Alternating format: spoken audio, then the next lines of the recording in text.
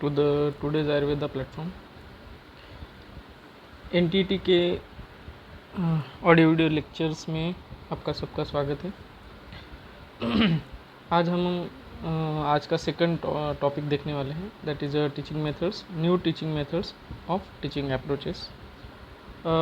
Teaching method encompasses a variety of strategies, techniques that educators used to enhance learning. This method can include lectures,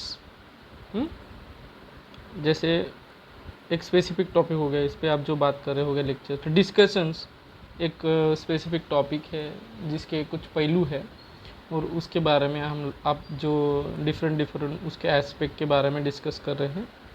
इसमें student का active participation चाहिए होता है. तीसरा है hands on activities.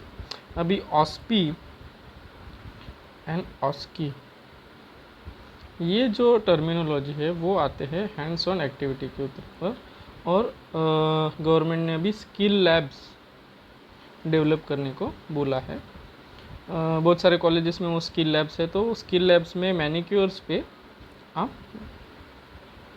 Practice करते हो. जैसे IV आपको देना है, IM देना है, इंट्राडर्मल इंजेक्शन देना है, तो उसकी प्रैक्टिस आप जो मैनिक्यूर्स पे करते हो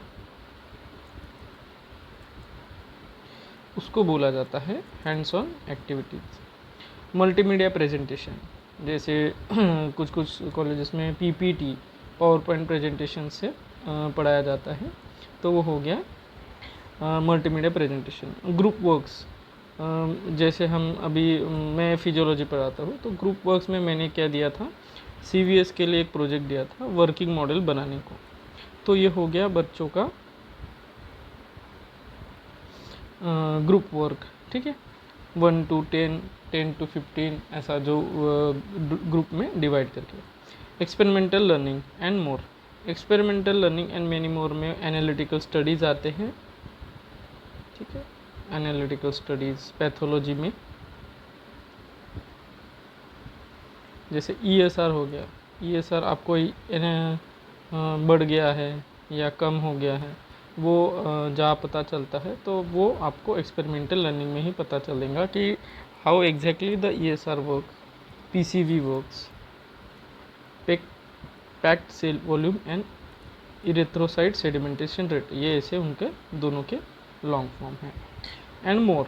effectiveness of a particular method often depends on the factors such as the subject matter. अभी द्रव्य गुण है, ठीक है, आप सब आयुर्वेद के हो, तो द्रव्य गुण है, तो द्रव्य गुण में आपको PPT बहुत कारगर आएगा. उसके साथ साथ आपको उसके जो प्रैक्टिकल है वो एक्सपेरिमेंटेशन मेथड में काम में आएंगे. साथ ही साथ आपको उनके photographs of the herbs, plants, shrubs, ये आपको दिखाना पड़ेगा. ठीक है, आगे जाते हैं. Student learner style. अभी कोई बच्चा है उसको PPT अच्छा समझता है, कोई बच्चा है उसको डिस्कशन से अच्छा समझता है. द एजुकेशनल ऑब्जेक्टिव्स, और एजुकेशन के क्या ऑब्जेक्टिव्स है. अभी जैसे हमारा आयुर्वेद छोड़ के अगर आप कंप्यूटर साइंस में जाते हो, तो कंप्यूटर साइंस में डिफरेंट असाइनमेंट्स आर देयर, और कुछ प्रोग्राम्स उनको बनाने होते हैं और वो सबमिट करने होते हैं. फिर वो प्रोग्राम रन करना चाहिए, तो वो जो एजुकेशनल ऑब्जेक्टिव है उसके ज़रिए से आपको टीचिंग मेथड चूज़ करने होते हैं. तो पहले हम लोग पढ़ेंगे ट्रेडिशनल मेथड. तो ट्रेडिशनल मेथड पढ़ेंगे तो ही आपको मॉडर्न मेथड्स के जो डिफरेंट एस्पेक्ट्स है वो समझ में आएंगे. तो लेक्चर बेस्ड जो मेथड होती है generally, these teacher centered approaches involves the instructor delivering a content through the spoken discourse. ठीक है, it typically feature one way communication with minimal student interaction. तो ये आपके लिए MCQ हो जाता है, विथ मिनिमल स्टूडेंट इंटरेक्शन. ये हो गया आपका MCQ. ठीक है, and is commonly used in the large lecture halls and setting focused on information dissemination. तीसरा है दूसरा है demonstration and modelling. In this method the teacher demonstrated a skill, जैसे IV कैसे दिया जाता है, IM कैसे दिया जाता है, ये हो गया स्किल, वो डेमोस्ट्रेट किया गया। और a concept while providing step by step instruction, इसके अंदर आता है आपका OSP, इसका फुल फॉर्म वगैरह सारा हम लोग आपको बताएंगे। फिलहाल ये OSP लेवल है, कौन सी स्टेप में क्या क्या करना है उसके ऊपर उसमें मार्क्स रहते हैं, ठीक है, और ये प्रैक्टिकल में की जाती है। This approach is often utilized in subjects like science, arts and vocational education to illustrate technique or procedures, offering students a visual and hands-on example to follow। ठीक है, यहाँ तक समझ में आ गया। अभी आगे जाते हैं। Recitation and drills, student practice and reinforce their knowledge or skills through repetitive exercise or drill। This method is frequently employed in the subjects such as mathematics, language learning, memorization based task, जैसे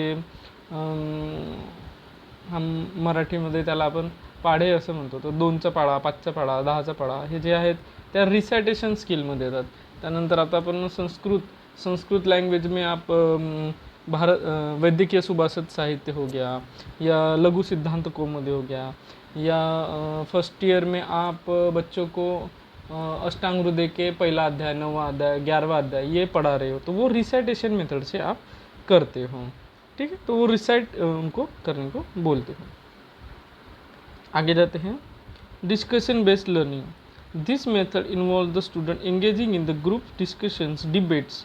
अभी मैं last lecture में बताया था कि debates हमने क्या लिया,